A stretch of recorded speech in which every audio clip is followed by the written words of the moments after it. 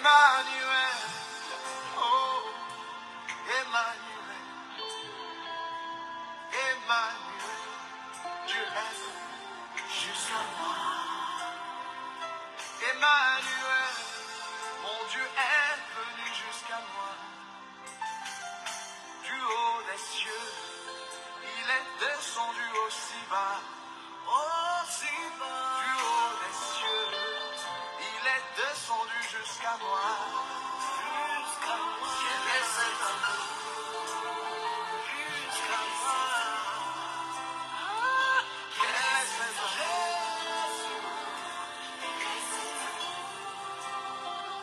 Quel est cet amour qui te fit venir d'aussi haut?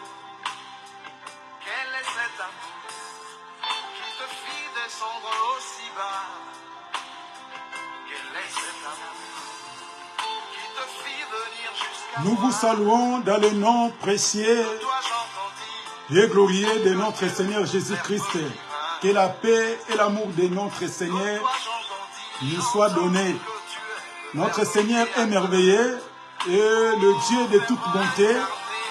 Il nous fait grâce d'être là devant sa présence pour essayer de partager, de glorifier son Saint-Nom. Père Saint, je bénis ton Saint-Nom et nous croyons que tu es avec nous. Et tu nous soutiens par sa parole afin que notre vie soit une vie meilleure et une vie éclairée. Dans le nom de Jésus-Christ, et nous t'invitons de nous éclairer à travers ta parole. Sois avec nous de début jusqu'à la fin de notre prédication, puisque tu es notre Père. Ainsi prié. Amen. Que le Seigneur nous bénisse. Que le Seigneur soit avec nous. Shalom, mes bien-aimés, les amoureux de la bonne parole. Si Dieu ne vient pas, on va essayer de faire vraiment de longues prédications par rapport à pas mal de sujets, puisqu'on va parler pas mal de sujets dans les jours à venir. On va parler sur les sacrifices de Job pour ses enfants, puisque là aussi, il y a aussi un petit anomalie à travers beaucoup de serviteurs. On va essayer d'expliquer. Et si Dieu ne vient pas encore, on va encore revenir, on va parler aussi sur la dîme, puisque là aussi, je sais que il y a beaucoup de gens, ils vont me lapider vraiment, puisqu'on va essayer vraiment de parler des choses qui est très important pour nos vies. Et on va essayer de parler aussi sur les pères spirituels. On va essayer de parler aussi l'inférieur qui est béni par les supérieurs. Donc là aussi, on va essayer de faire des longues prédications pour essayer de nous fortifier, pour nous édifier. Puisqu'il y a des choses, les gens, ils prétendent être des serviteurs, mais sont loin de la parole de notre Seigneur. On n'est pas là. Aujourd'hui, on va essayer de nous exhorter, nous encourager pour essayer d'élever le nom de notre Seigneur Jésus-Christ, puisque notre Seigneur, il est tellement merveilleux pour nous. Et je sais que par la grâce de Dieu, Dieu va nous soutenir. On va essayer de faire un petit rappel de ce qui concerne, on ne vient pas dans la maison de Dieu, mais vide. On avait essayé de parler pour montrer que Dieu n'a pas besoin de nos offrandes.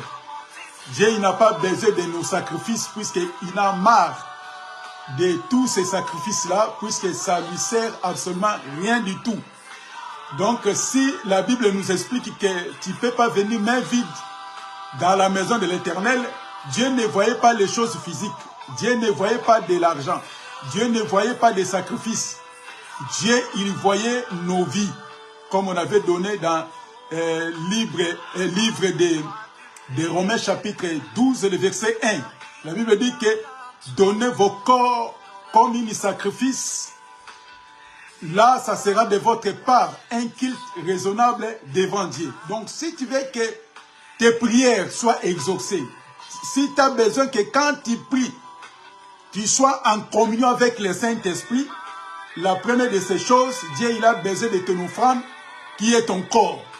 Donc ça dit, si tu veux donner pour participer dans nos assemblées locales, pour soutenir l'œuvre de Dieu, là ce n'est pas dit que tu ne peux pas venir main vide. Si tu n'as pas, tu peux aller assister avec tes frères, ses sœurs, pour partager la parole de Dieu et après pour prier. Donc ça n'a rien à voir avec les Écritures qui nous disent que tu ne viens pas dans la maison de Dieu main vide. Ça n'a rien à voir. Il n'y a aucun rapport avec la parole de notre Seigneur. Donc là, on est en train de essayer de nous enlever un peu les écailles, puisqu'il y a beaucoup de ramassis, il y a beaucoup de barbares, il y a beaucoup de pervers, soi-disant des serviteurs, qui sont venus juste pour être enrichis et pour dépouiller encore les pauvres, pour dépouiller encore les orphelins, les veuves, qui n'ont même pas rien à manger. Avec leur prédication d'assassiner les gens, on a marre de ça, c'est pour cela qu'on sera toujours là pour essayer d'éclairer surtout le peuple qui est destiné pour le royaume des cieux. Aujourd'hui, on va essayer de nous exhorter seulement, puisqu'on va rentrer dans des enseignements pour nous éclairer toujours. Puisque dans nos assemblées, il nous prêche à Job. Il faut donner. Puisque Job il donnait toujours les offrandes pour ses enfants. Là aussi, on va encore revenir, on va parler sur ça. Pour nous éclairer, de comprendre quelle est l'offrande que Job donnait. Et on va encore parler sur bâtir les hôtels. Puisque là aussi, c'est vraiment une fausseté. Il y a beaucoup de gens mal intentionnés. Ils viennent avec leurs enseignements pour égarer le peuple de Dieu. Aujourd'hui, on va essayer de partager les problèmes aussi de Job. Mais là, on va toucher sur l'accusateur. Là, on va essayer de parler sur l'accusateur. Juste pour un peu, quelques minutes, pour nous encourager, pour nous fortifier.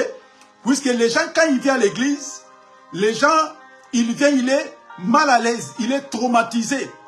Pour les prédicateurs, pour les gens qui prêchent la parole de Dieu, et les gens, il est mal à l'aise à l'église de Dieu.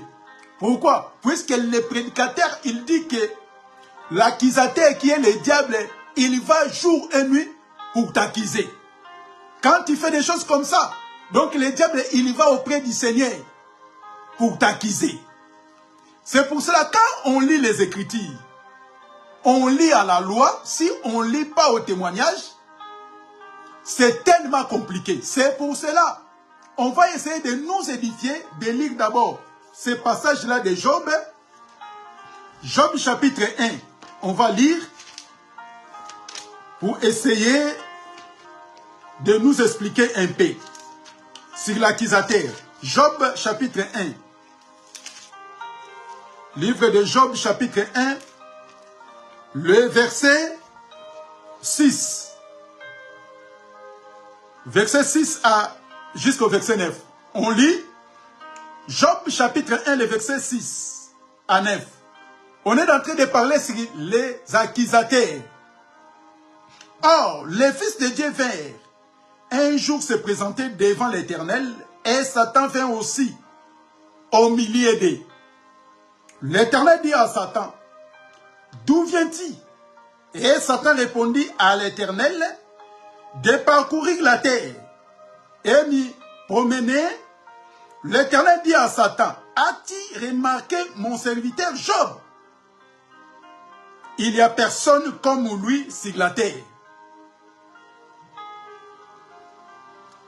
C'est un homme intègre et droit, craignant Dieu, et se détourna du mal. Et Satan répondit à l'Éternel, est-ce d'une manière distincte que Job craint Dieu?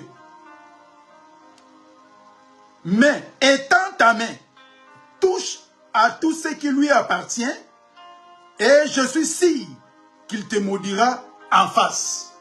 C'est ce qu'on est en train de parler sur les accusateurs. Donc, l'accusateur, c'est le diable. Comme la Bible dit. Lui, il va accuser le peuple de Dieu. Et là, il commençait à se parler avec l'Éternel. Et il a dit à Dieu, ton Job là que tu prétends, il est ton serviteur, il te craint. Il te craint puisque tu l'as donné à vivre, il a des richesses, c'est pour cela qu'il te craint. Mais si tu veux, essaye d'enlever, essaye de toucher de ses biens, tu verras, il va te régner. Mais Dieu, il a dit à Satan, vas-y, fais comme tu veux, mais son âme ne touche pas. Et le diable, il est parti, il a tout détruit. Mais Job, il était toujours là, craignant Dieu, obéissait toujours à la voix de l'Éternel. Mais nous, on n'est pas là. On est en train de parler sur l'accusateur. On va prendre encore un verset, on va revenir là. Suivez-moi très bien. On va prendre le livre de Zacharie. Zacharie chapitre 3. Livre de Zacharie, chapitre 3, le verset 1, on va descendre jusqu'au verset 7, mais on va lire quelques passages. Zacharie chapitre 3, les versets 1 à 7. Mais nous, on va prendre quelques lignes pour nous éclairer. La Bible dit ceci dans le verset 1. Il me fait voir Josué, les souverains sacrificateurs, debout devant l'ange de l'Éternel, et Satan qui se tenait à sa droite pour l'accuser. L'Éternel dit à Satan, que l'Éternel ne te réprime. Satan, que l'Éternel te réprime. Lui qui a choisi Jérusalem, ne sait pas là un tisson arraché du feu. Or, Josué était couvert de vêtements sales et il se tenait debout devant l'ange. Et l'ange prenant la parole dit à ceux qui étaient devant lui, ôtez-lui ses vêtements sales, puis il dit à Josué, vois, je t'enlève ton iniquité et je te revêt d'habits de fête. On s'arrête même là. On voit que on est en train de remarquer, c'est le diable qui accuse toujours les enfants de Dieu. Bien-aimés, pourquoi Satan il avait l'audace pour aller accuser le peuple de Dieu? Puisque la loi, Dieu a rejeté l'humanité. Puisque là où il y a le péché, Dieu ne peut rien faire. C'est pour cela que le diable Satan, il avait le monopole. Il a dominé l'humanité. L'humanité entière. Donc, c'est-à-dire avant l'arrivée de Jésus. Donc, l'humanité entière, c'était dominé par le diable. C'est pour cela que le diable, de temps en temps, il partait accuser. Quand quelqu'un, il s'habille mal. Ici, ce n'était pas la réalité. C'était une vision que Dieu avait montrée à son serviteur. Pour lui faire voir comment Josué, le souverain sacrificateur, avait porté les habits sales. C'était une vision. Puisque les gens confondent. Même quand Jésus donnait des paraboles, ce n'était pas histoire vraie. Mais il donnait des paraboles. Comme les histoires racontées à nos parents. Donc, c'est comme ça que Dieu a fait voir à Josué. Pour montrer comment il était sale.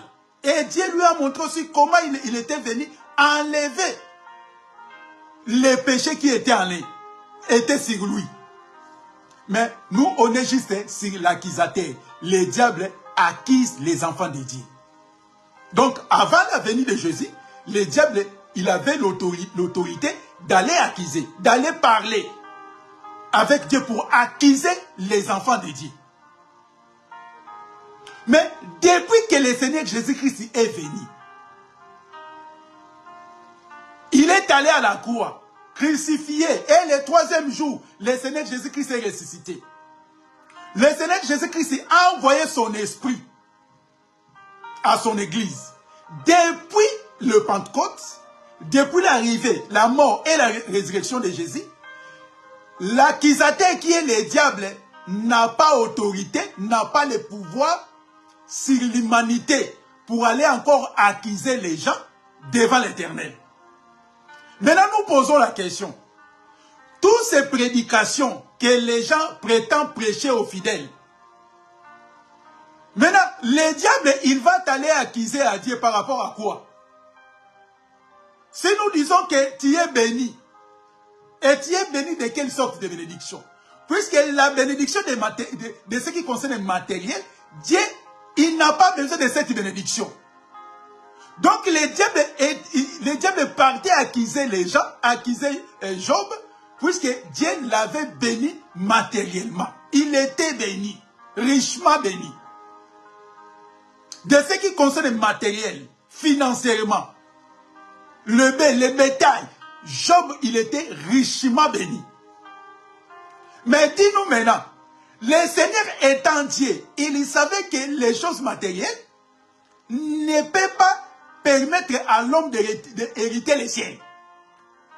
Et la Bible dit ceci, selon Ephésiens chapitre 1. Donc le Dieu du ciel nous a bénis de quoi? Ephésiens 1. Ephésiens chapitre 1, le verset 3. Écoutez, hein. La Bible dit ceci. Béni soit Dieu, le Père de notre Seigneur Jésus-Christ, qui nous a bénis de toutes sortes de bénédictions spirituelles dans les cieux célestes en Christ. Vous voyez? Maintenant, le diable, il va t'aller accuser à Dieu par rapport à quoi?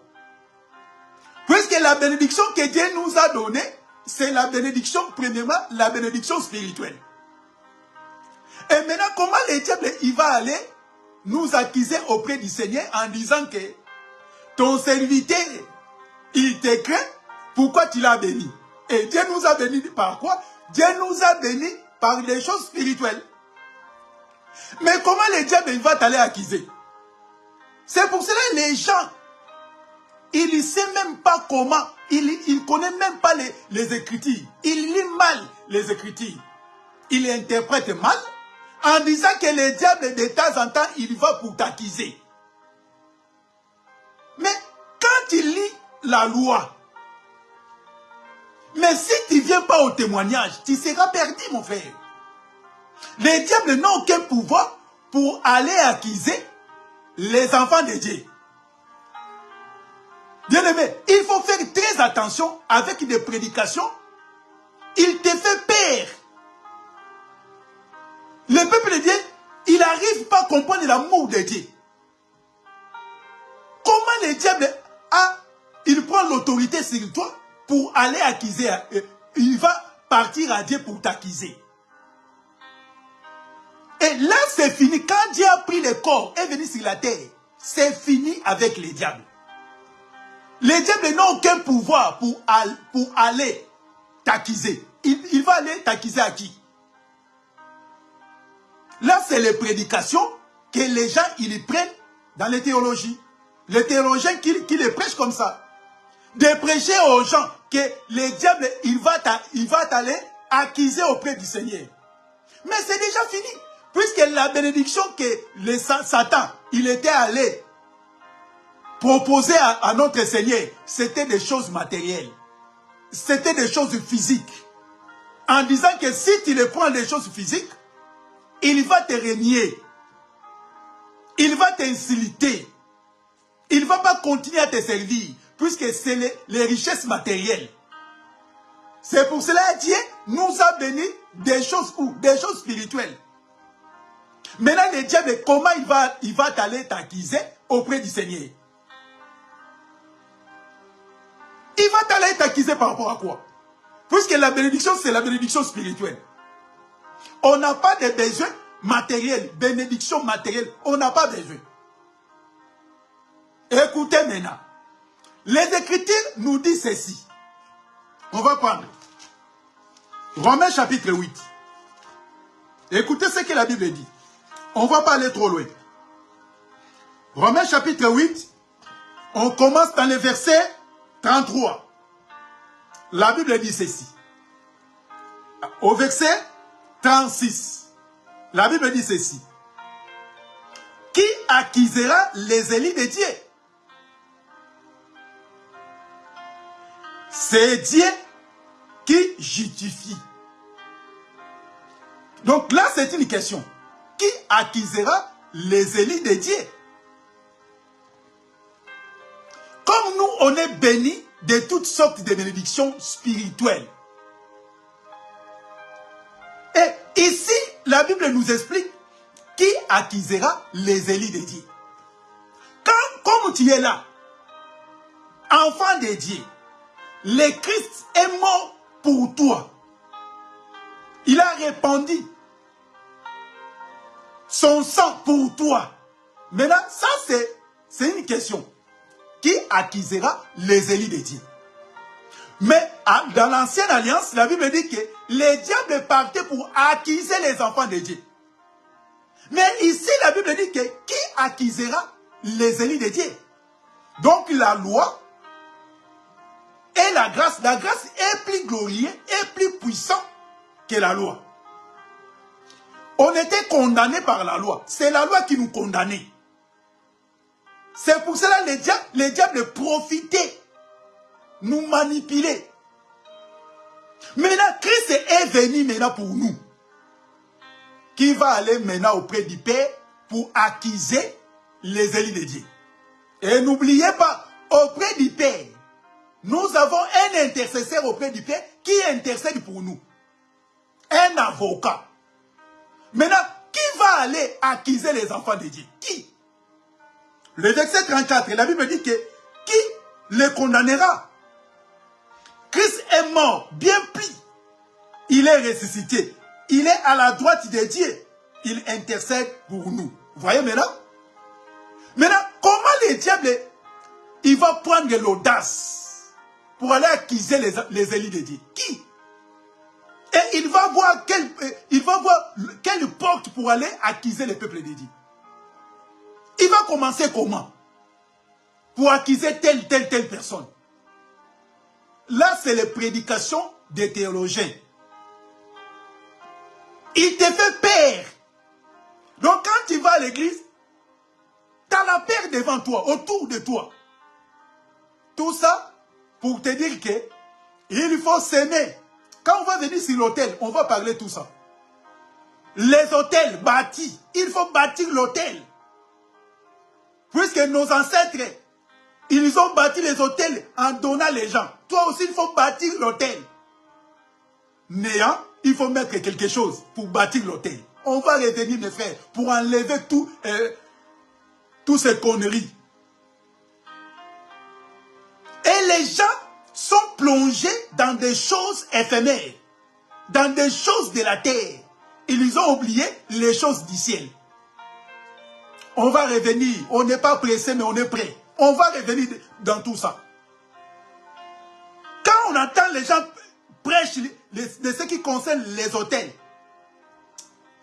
je me suis dit, mais les gens là sont des problèmes sérieux.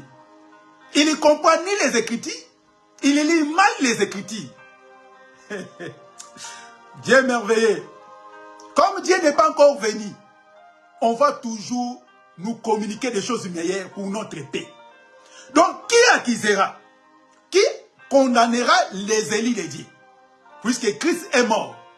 Et il intercède pour nous. 34. Qui nous séparera de l'amour de Christ? Sera-ce la tribulation, l'angoisse, la persécution, la faim, la nudité, ou le péril, ou l'épée? On s'arrête là. Qui accusera les élus de Dieu? Qui? Donc le diable est là juste pour aller accuser le peuple de Dieu. Christ est mort pour le peuple de Dieu. Répandu son sang pour nous. Maintenant, qui lui a donné l'audace, qui lui a donné l'autorisation pour aller se présenter devant Dieu pour accuser le peuple de Dieu? Qui? Là, c'est vos prédicateurs qui vous prêchent comme ça. Le diable, il va pour aller t'accuser. Le diable est là pour t'accuser. Il va t'accuser par rapport à quoi? L'accusateur, il se présentait toujours quand le Christ n'est pas encore mort, quand Christ n'est pas encore venu, le diable partait pour accuser. Puisque le péché nous dominait. C'est le péché qui nous dominait. Mais maintenant, Christ est venu. Grâce à Jésus. Il a pris les péchés. Il a neutralisé les péchés. Puisque les péchés ramènent la mort. Puisque le salaire du péché, c'est la mort. Mais Christ a pris les relais pour nous donner la vie. Bien-aimé, il n'y a aucune personne qui peut aller auprès du Père pour se présenter, pour t'accuser. Personne. Même si tu as tué les gens, tu as fait des avortements. Quand tu es venu en Christ maintenant, la Bible dit que tu es devenu une nouvelle créature. Donc les choses anciennes sont passées. Qui va maintenant te condamner? Il va dire que non, lui il était adultère, il était impudique, un sorcier. Qui va te condamner? Personne. Puisque quand tu viens auprès du Seigneur, Dieu va t'accueillir. Il va te pardonner. Il va te purifier. C'est Jésus qui nous justifie. Ce n'est pas un homme. Tu vois les accusations? Quand on était dans le monde, on faisait des choses bizarres. Le diable, il était derrière nos dos. Il était derrière nous. Il nous poursuivait. Quand on est venu maintenant auprès du Seigneur, mon frère, même les nantis ne vous enseignent-elles pas? Même si tu fais du mal, tu cours parmi les ambassades, tu rentres à l'intérieur, qui va t'arrêter? Personne, puisque tu es maintenant protégé à l'endroit que toi tu es parti. Là, c'est la nature.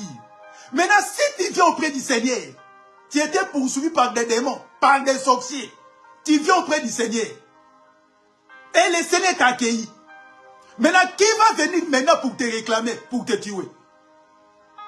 Si les gens de ce monde protègent les gens. Maintenant, si quelqu'un vient auprès du Seigneur, c'est pour cela les gens, vos prédicateurs là, de bâtir l'autel, ils viennent maintenant. Il faut bâtir l'autel. On va revenir. Puisque la Bible dit que on néantit un enseignement par un autre enseignement. Si tu viens anéantir l'enseignement, il faut ramener un autre enseignement. Les gens se sont mal intentionnés, juste rien que pour récolter, recueillir de l'argent. Après avoir tout prêché, il va dire maintenant il faut s'aimer. Il faut donner quelque chose. On va faire des prières de réclamation pour aller te réclamer là où on t'a mis. Ça c'est prêcher tant congolais, prêcher tant ivoirien, prêcher un temps angolais ou un africain, ou prêcher en français, ou je ne sais pas. Ça c'est le prédicateur français qui prêche des choses pareilles. Donc quand il va donner, lui il va bâtir une hôtel pour aller, il va t'aller chercher là où on t'a mis pour te faire sortir. Et toi aussi tu crois. Écoutez, prenons un passage, on mettra un point virgule peut-être. Apocalypse chapitre 12. Bien-aimé, ne laissez personne de lire la Bible à ta place. Hein. Si tu laisses les gens lire les Écritures, tu seras perdu. Beaucoup de gens, ils ont perdu leur mariage, ils ont perdu leurs copains, ils ont perdu leurs copines, puisqu'ils ne savent pas lire.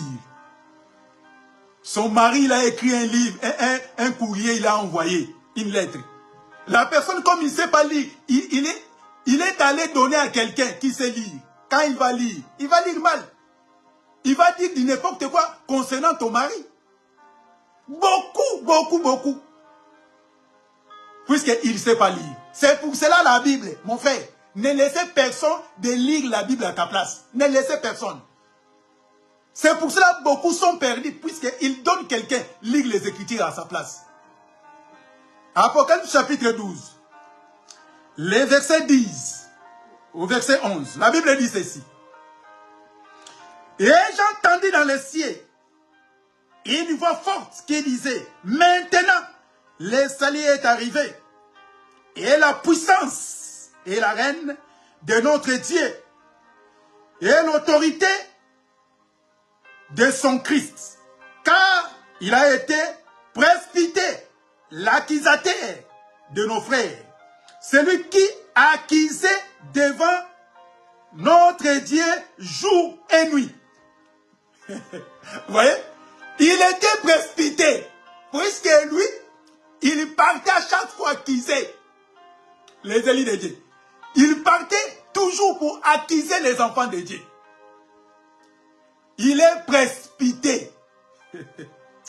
Le verset 11. Ils ont vaincu à cause du sang de l'agneau et à cause de la parole de leur témoignage.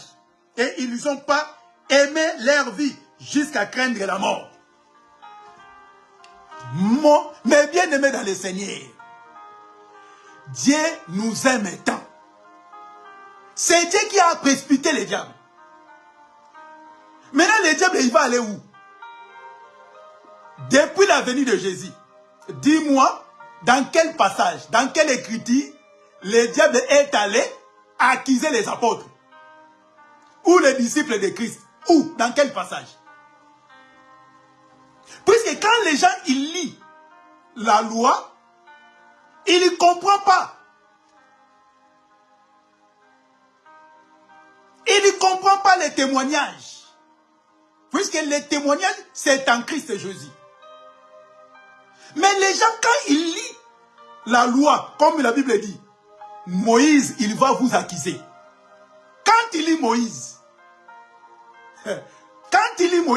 le voile est jeté dans leur cœur. Donc les gens, ils lisent la loi sans rendre compte que la loi rendait témoignage de notre Seigneur. Maintenant, quand les gens ils restent dans la loi, c'est pour ça que nous voyons de l'huile, nous voyons des habits, des toges. Puisque les gens sont plongés dans la loi, mais ils ne pratiquent pas la loi en totalité, mais à moitié. Donc les gens sont perdus, ils lisent mal les Écritures. Ce n'est pas leur faute, puisque c'est la théologie. Les gens sont perdus. Mais comment le diable peut aller accuser les gens que le Seigneur Jésus-Christ est mort pour eux? Et en plus, lui-même est là encore, comme un avocat, un intercesseur. Il prie pour nous, il intercède pour nous. Maintenant, qui va aller nous accuser auprès de Dieu? Ah bien aimé, il faut faire quelque chose, il faut donner quelque chose. Nous, on va prier pour toi. Dieu va faire quelque chose dans ta vie. Mon frère, lui-même, il sait que lui-même, le prédicateur là, il a besoin de sauver sa vie. Moi aussi, j'ai besoin de sauver ma vie. Mais tous ces gens-là, ils savent qu'ils ne peuvent rien faire. Mais comme il est cupide, il a besoin de l'argent. Il va dire quoi? Il va dire que l'argent. L'accusateur, c'est lui le diable. Qui était le diable? Maintenant, on n'a pas besoin. Dans ces temps ici, on n'a pas besoin. Quelqu'un qui vienne de dire qu'il y a un accusateur auprès de Dieu. Non. Il va se communiquer avec Dieu où? Où? Dans quel passage? Le diable il va venir. Ah, tu vois les apôtres? Non, non, non. Notre combat à nous, que de ramener les gens auprès du Seigneur. C'est pour cela, la lumière a pour but de chasser les ténèbres. Et la connaissance a pour but de chasser l'ignorance. Et on a besoin que les gens comprennent l'amour de Dieu. Ne laissez personne de lire les Écritures à ta place. Et ne devenez pas les esclaves des hommes, étant enfranchis. On était venus pour nous encourager, mes frères. Mais si Dieu ne vient pas dans les jours à venir, on va essayer de toucher les autels. L'offrande que Job a donnée pour ses enfants. Puisqu'il a dit que peut-être mes enfants, ils ont fait du mal. Ils donnaient des sacrifices pour demander le pardon pour ses enfants. On va venir expliquer tout ça. Puisque les gens, comme nous sommes des cupides, les serviteurs des ventres, on va venir pour nous éclairer, et même pour les hôtels, on va venir pour des liens, tous ces liens-là que les gens prétendent prêcher. On va venir essayer d'enlever l'ignorance pour nous éclairer par la grâce de Dieu. Si Dieu ne vient pas, on va encore revenir, on a beaucoup de choses à nous communiquer. Mais on est toujours prêt pour se communier avec le Seigneur. Que le Seigneur nous bénisse. On était venu juste pour nous éclairer de ce qui concerne l'accusateur, qui est le diable. Le diable accusait le peuple dans l'ancien. Là, Christ n'est pas encore venu. Mais depuis que Christ est venu, personne qui a droit de nous accuser auprès du Seigneur. On lit un passage et on mettra un point virgule. Ésaïe chapitre 50, le verset 8. On mettra un point sur ce passage.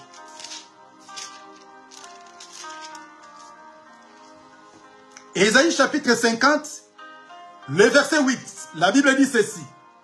Celui qui me justifie est proche, qui disputera contre moi.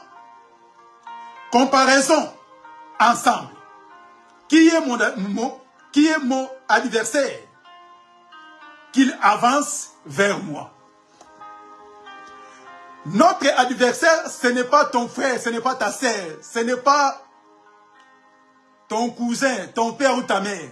Notre adversaire, c'est le diable. La Bible est claire. Donc, celui qui vient pour nous justifier est proche, c'est le Seigneur. Ça, c'était la prophétie. C'est pour cela qu'il a dit que mes adversaires, il n'a qu'à venir.